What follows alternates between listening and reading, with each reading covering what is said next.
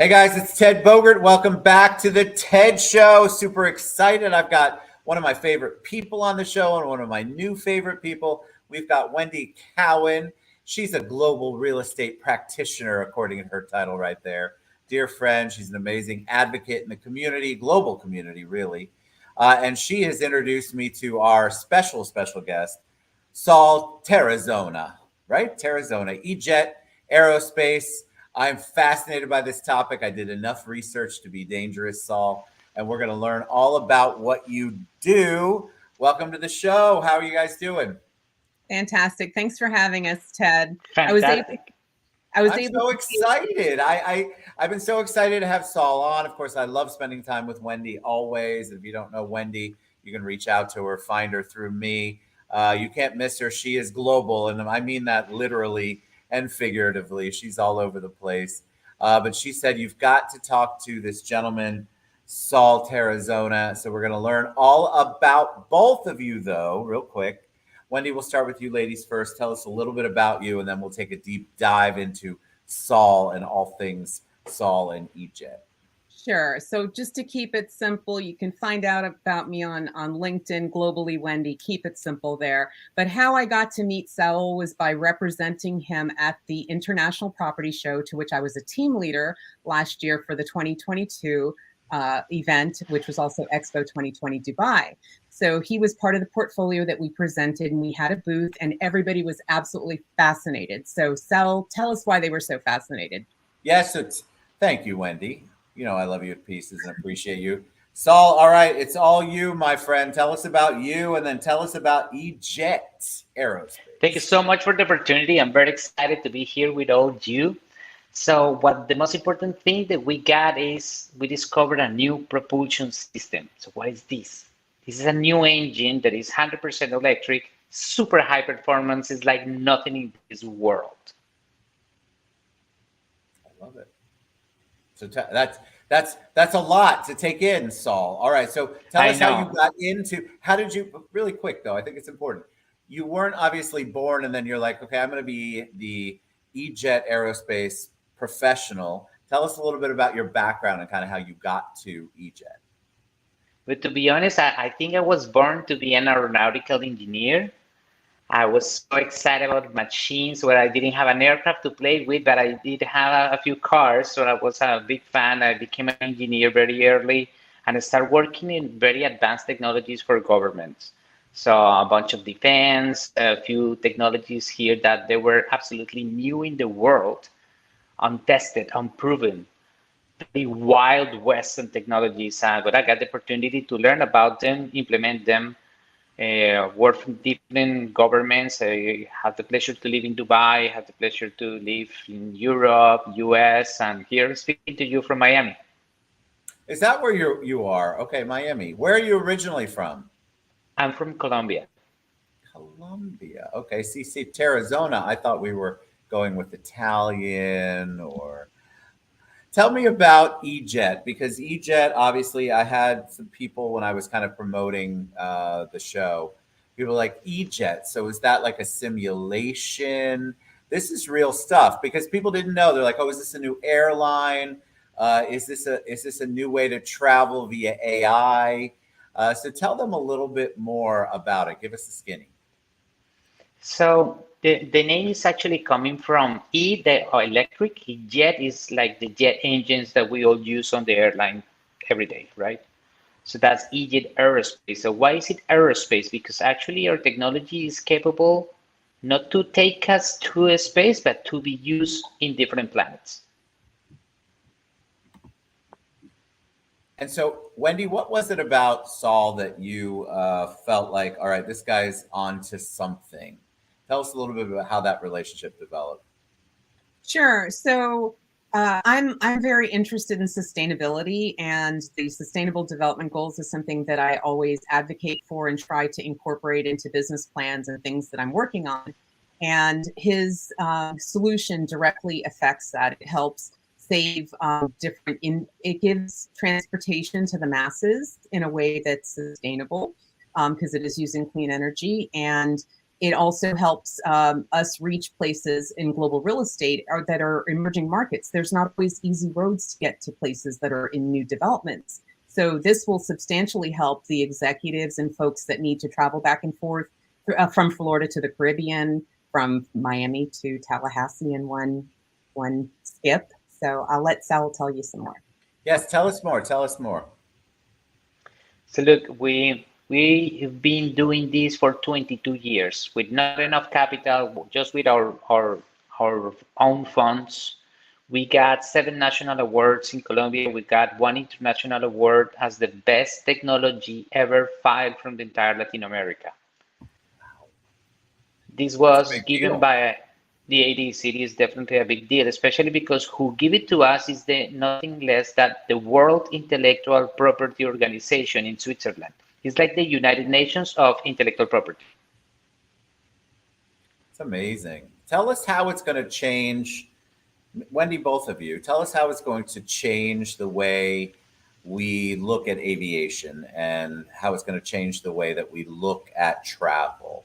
Because obviously this sustainability is not something you normally think about when you think of aerospace or aviation. So I want to start with what's in the market today are small jets, and also helicopters are what we're using for short range transportation. So think of how inefficient those are and how expensive that is. So what's the alternative, Saul?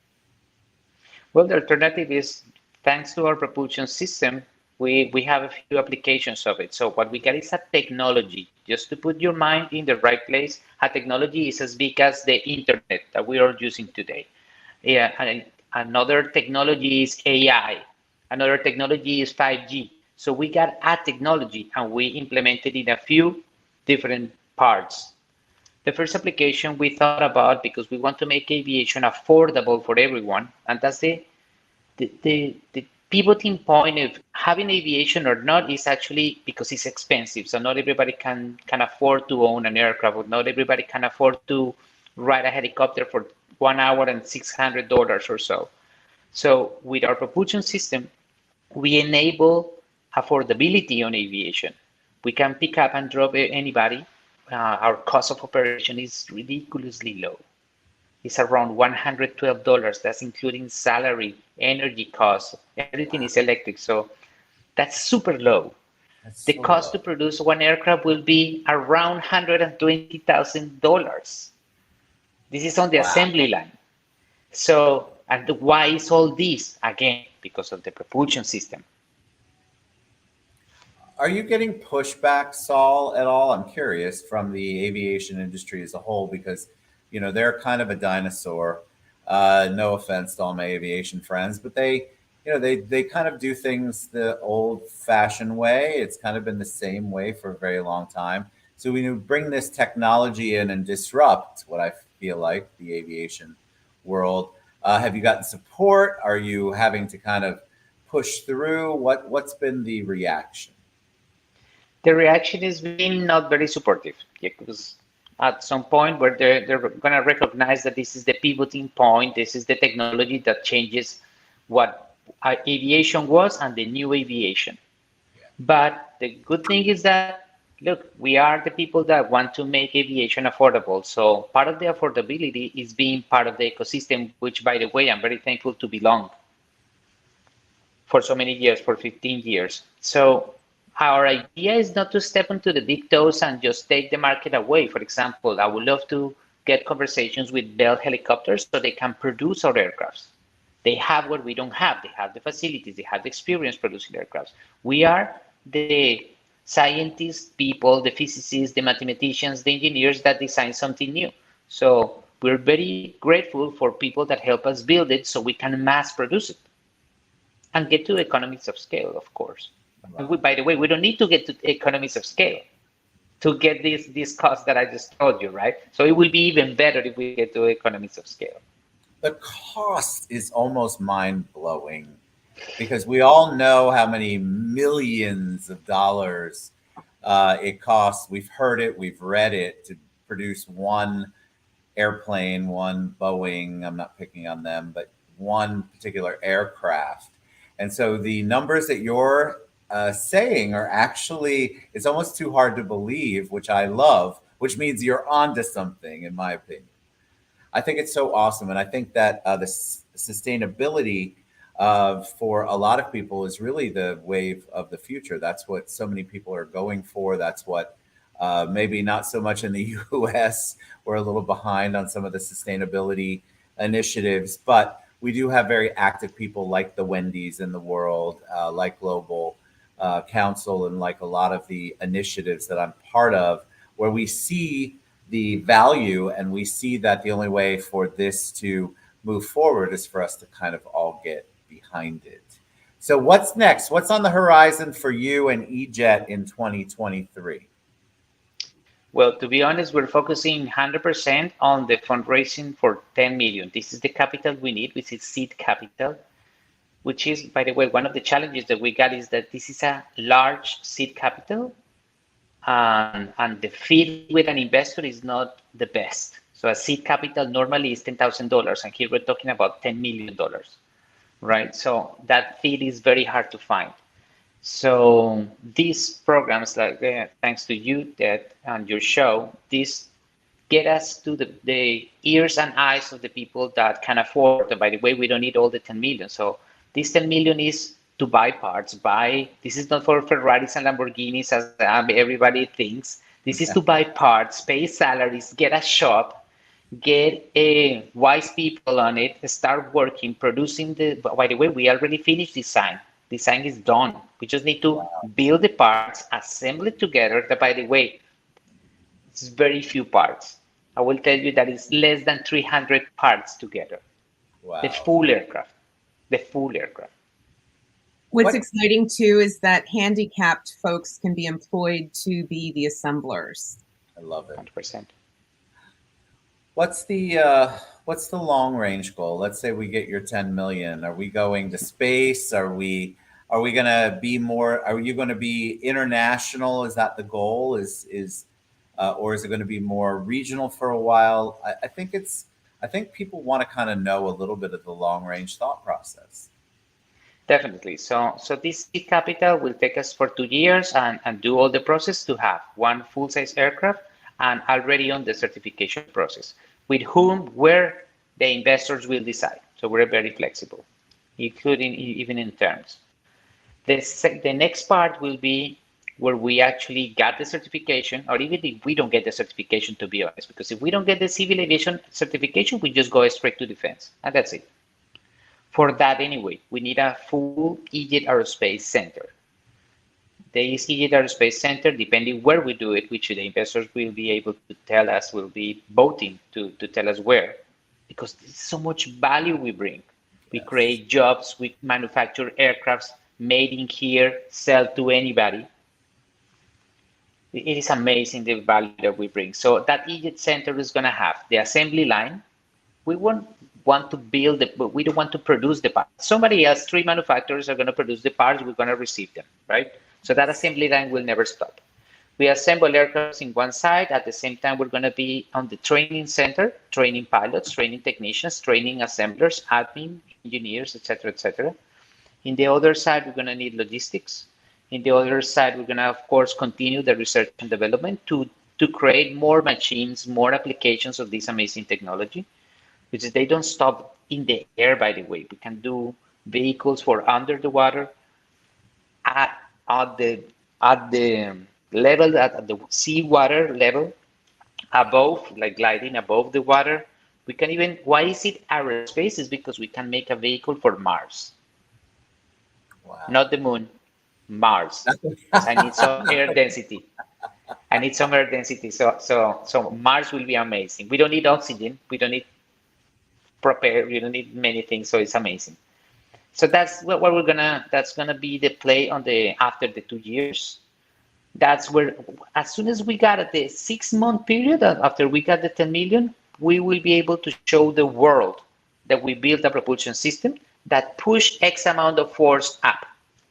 With that, I can just put it in any platform and make it fly safely, very economically, and very high Wendy. performance. No wonder you were excited about having Saul. I'm so fascinated with anything that is this technologically advanced, but also the sustainability is near and dear to my heart, and I think it is for a lot of us.